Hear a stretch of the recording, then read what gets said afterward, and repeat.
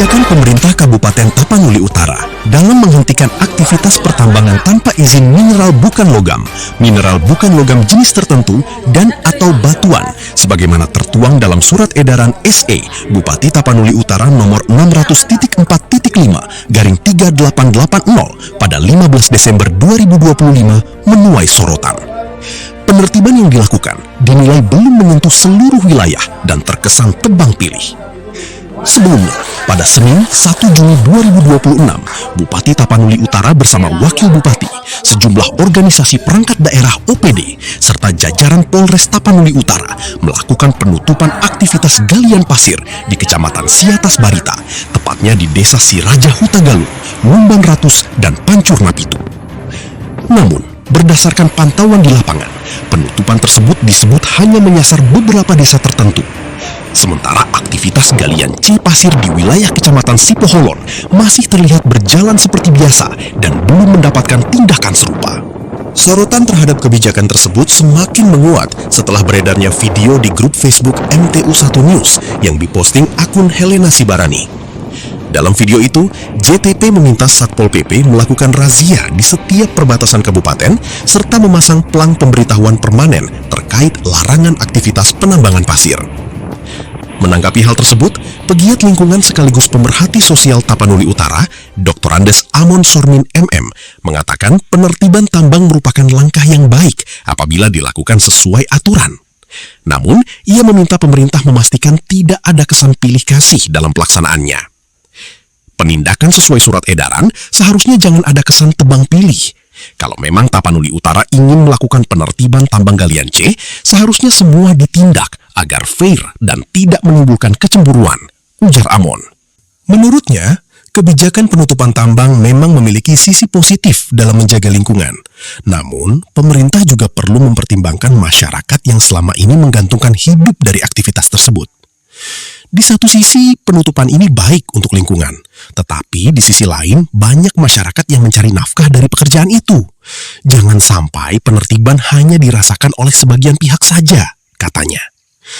Amon menyebut, pemerintah daerah seharusnya mempertimbangkan opsi lain sebelum melakukan penutupan total, seperti membuat regulasi yang lebih ketat dan memberikan pengawasan maksimal. Beberapa aturan yang dapat diterapkan, kata dia, seperti pembatasan wilayah peredaran pasir, kewajiban penggunaan terpal pada kendaraan pengangkut agar tidak membahayakan pengguna jalan akibat debu pasir, serta kewajiban pengendapan pasir sebelum diangkut agar tidak menyebabkan genangan di jalan.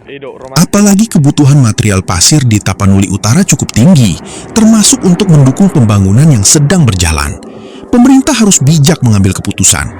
Kalau memang ditutup, lakukan secara menyeluruh, jangan hanya beberapa lokasi, tegasnya.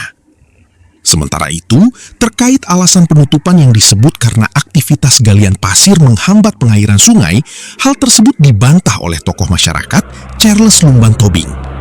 Charles menilai alasan tersebut belum sepenuhnya sesuai dengan kondisi di lapangan. Ia mengatakan masyarakat sebelumnya juga telah bergotong royong memperbaiki saluran air dari Hasak. Namun aliran air tetap tidak sampai ke sejumlah kampung di wilayah galian pasir. Alasan saja itu, kami sudah ikut memperbaiki tali air, tetapi air tetap tidak sampai. Air malah dibuang ke sungai. Persoalan ini harus dilihat secara menyeluruh, ujarnya, Selasa 16 Juni 2026. Ia menjelaskan, kondisi aliran sungai juga dipengaruhi oleh beberapa faktor lain, termasuk perubahan arus setelah batu hopit diperbesar, serta kondisi lingkungan di wilayah hulu. Sejak batu hopit diperbesar, arus air menjadi lebih kencang. Ditambah lagi pengaruh penebangan hutan di hulu yang membuat debit air meningkat, jelasnya. Charles mengajak seluruh pihak agar tidak saling menyalahkan dan bersama-sama mencari solusi dengan melibatkan pihak terkait maupun ahli irigasi. Persoalan ini harus dikaji secara ilmiah. Jangan hanya melihat satu sisi.